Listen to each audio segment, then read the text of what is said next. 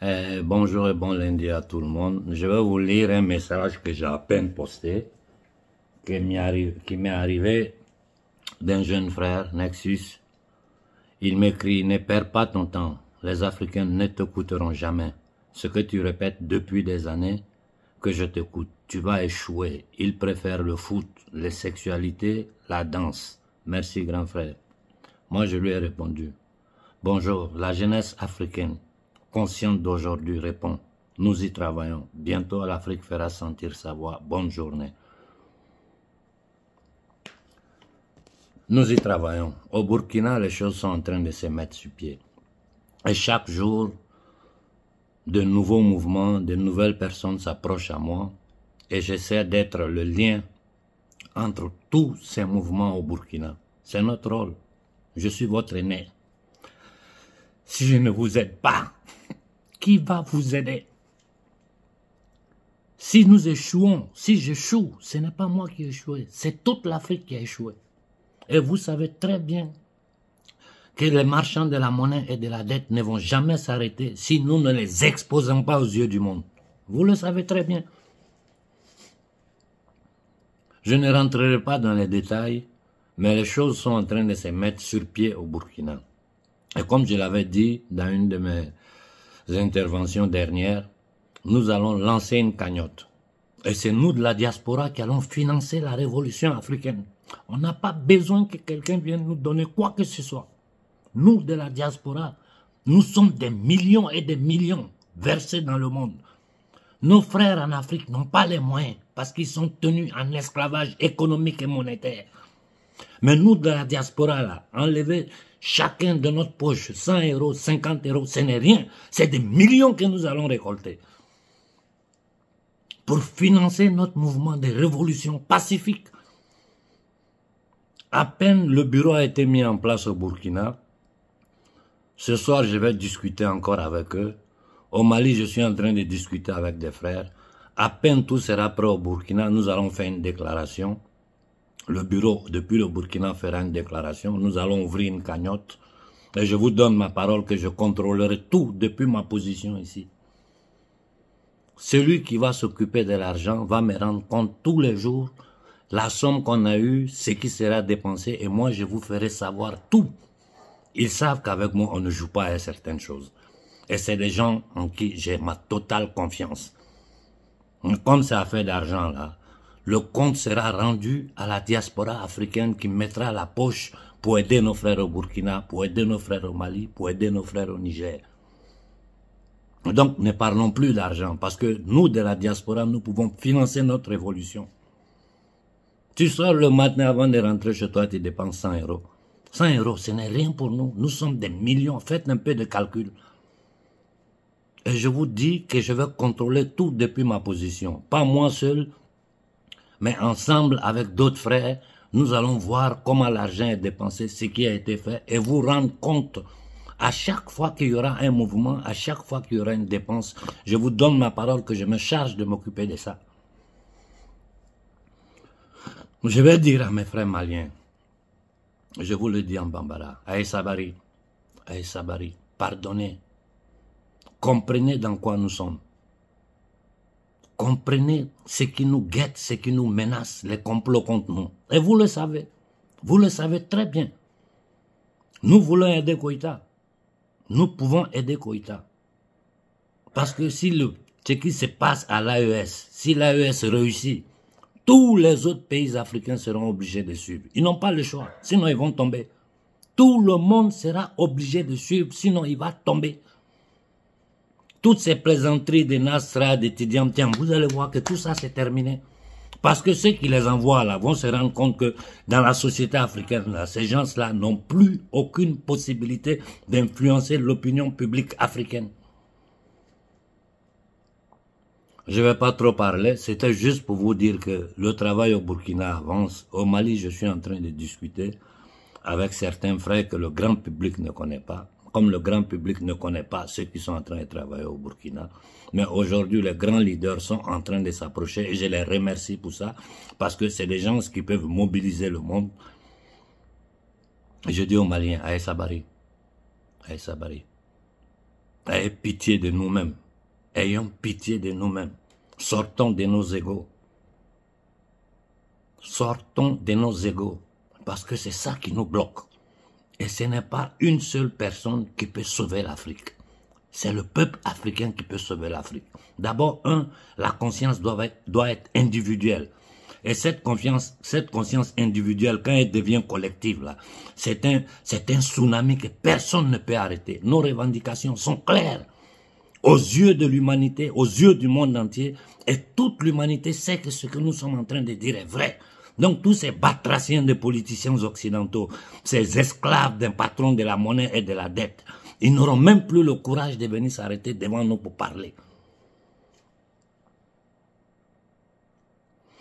Bon, je vais m'arrêter là et je continuerai à travailler derrière le rideau. Il faut avoir une pensée vraiment sur le Congo et le Tchad parce que la comédie qu'ils sont en train de faire au Tchad, nous allons trouver voies et moyens pour arrêter ça.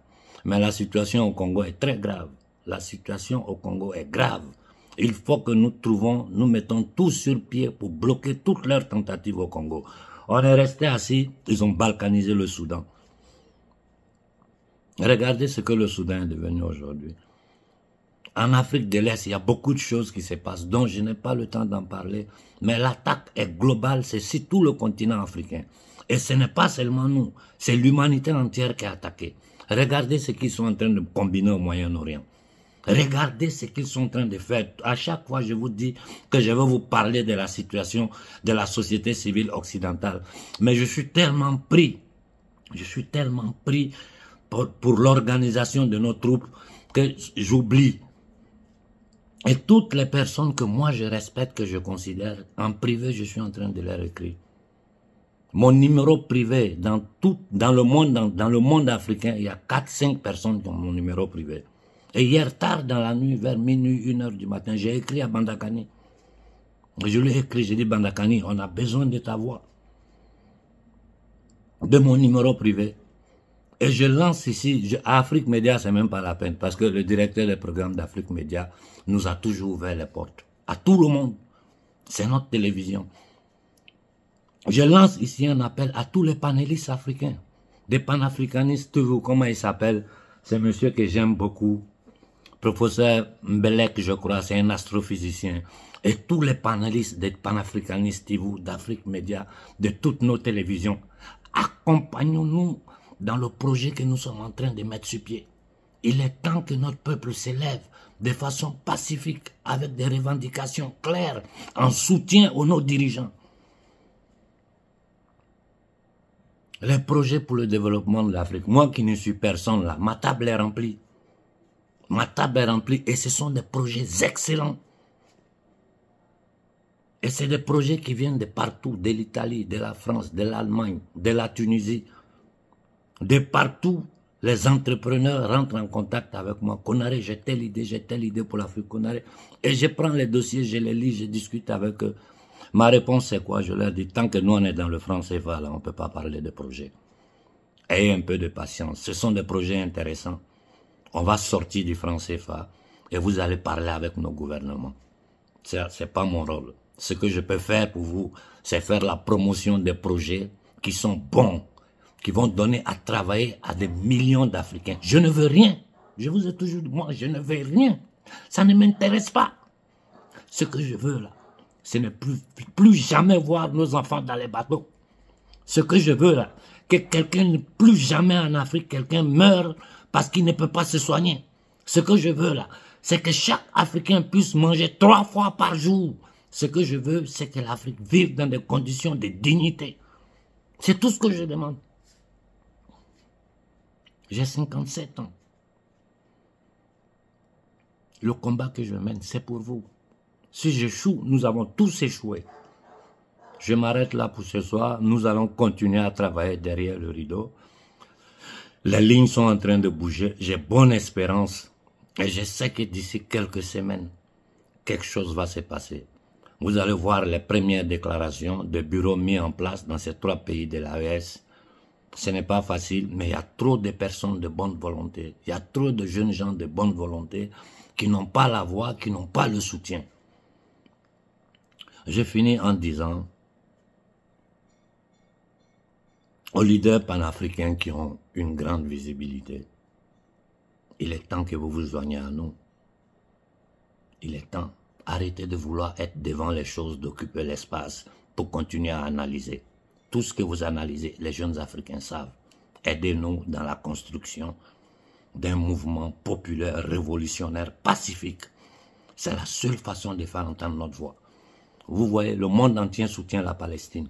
Nous, Africains, nous sommes en première ligne à soutenir la Palestine. Qui soutient l'Afrique? Personne. Parce que les gens ne savent même pas ce qui se passe en Afrique. Un. Et de deux, les Africains eux-mêmes ne font pas entendre leur voix. Si nous faisons entendre notre voix, c'est normal que ces gens-là vont faire 2 pas en arrière. Je vous jure que la société civile occidentale est de notre côté. Français, Italiens, Anglais, les gens avec qui je discute. Aujourd'hui même, j'ai reçu un message d'un politicien italien qui sont en train d'organiser une manifestation à Milan pour nous. C'est un de mes contacts, c'est des gens avec qui j'ai des réunions en privé. Il dit qu'on arrête, nous voulons vous donner un coup de main. Mais on attend ton accord. J'ai dit, vous avez mon accord. Je ne peux pas vous confirmer ma présence ce jour-là à Milan. Mais je vous dis que je vais soutenir ce que vous voulez faire. Et si j'en parle, les Africains de Milan vont se lever pour vous soutenir. Je ferai tout ce que je peux pour y être, pour être présent.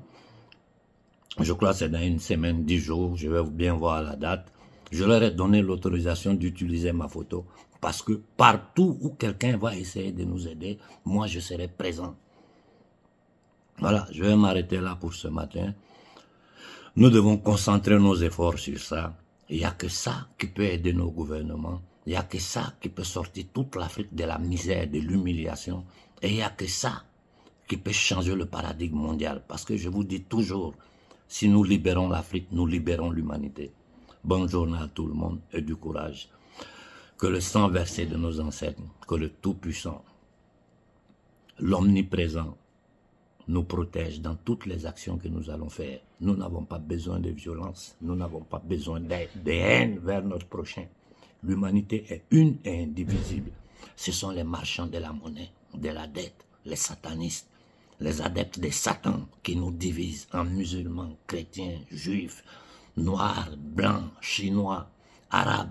Ils nous ont toujours divisés et c'est par la division qu'ils ont régné sur nous. Dividi et impera, comme on dit en italien. Il faut diviser pour régner. Bonne journée à tout le monde et du courage.